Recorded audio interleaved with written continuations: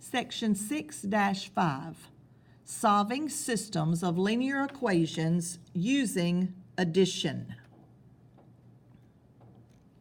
You can solve linear equations using an algebraic method called the addition method. In the addition method, you solve the system by adding the equations to eliminate one of the variables.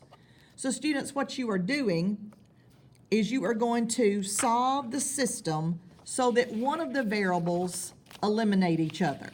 One of the variables is gone, all right? Now, when I look at this problem, the first thing I notice is that these two equations are in the same order. To use what we call the addition method, and this is just another method to help us determine the solution to the system of equations. We've graphed equations, we've used the substitution method, and now we're using the addition method to solve a system of equations. So the first thing you must do is make sure that the two equations are lined up, or the x's stacked on top of each other, then the y's, then the equal signs, then the constants. It doesn't matter what order they're in as long as they're both in the same order. Now, if you add these two equations, notice I've got positive 1y and negative 1y. That's what I want, because when I add positive 1 minus 1, they cancel. Now let's add the x's. 1x plus 3x gives you 4x equals 2. Negative 1 plus 5 gives you 4. So notice when I added these two lines, one of the variables cancels, and that's what you must have. So I have 4x equals to 4. Solve for x. Let's divide both sides by 4. Therefore, x equals to 1. So your system of equations has a solution where x equals to 1. Now we must find y.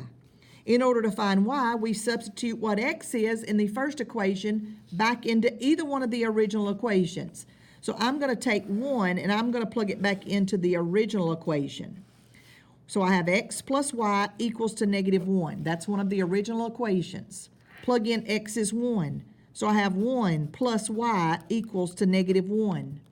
When I replaced x with 1, what I found x to be, notice the only variable I have is y. Now let's solve for y. Subtract 1 from both sides. So you have y equals to negative 1 minus 1 gives you negative 2. So your y value is y equals to negative 2. So when x is positive 1, y is negative 2. This is where the two lines would touch at 1, negative 2. Now let's check our answer. To check it, we will take the solution that we found and we will plug it into both equations, both of the original equations. That's how you will check every one of these problems, is plug in your answer, 1 for x, negative 2 for y, into both of these equations. And let's see if the left side equals the right side. So plugging in x is 1 plus y is negative 2.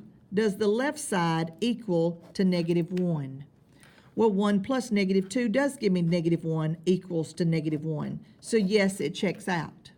If they don't equal, then my answer is not correct. So now let's plug in to the second equation. 3 times x is 1 minus y is negative 2. Does that equal to positive 5? Well, 3 times 1 is 3 minus negative 2. Does that equal to 5? Well, anytime you're subtracting, don't we change two signs? Add the opposite. So this becomes, subtraction becomes addition. The opposite of negative 2 is positive 2. Anytime you have that minus, that negative, that becomes plus plus. You change subtraction to addition. You take the opposite of negative 2 is positive 2. So now, does 3 plus 2 equal to 5? Does 5 equal to 5? Does the left side equal the right side? Yes, it does. So that answer checks out. So we are correct. The answer to my problem was 1, negative 2.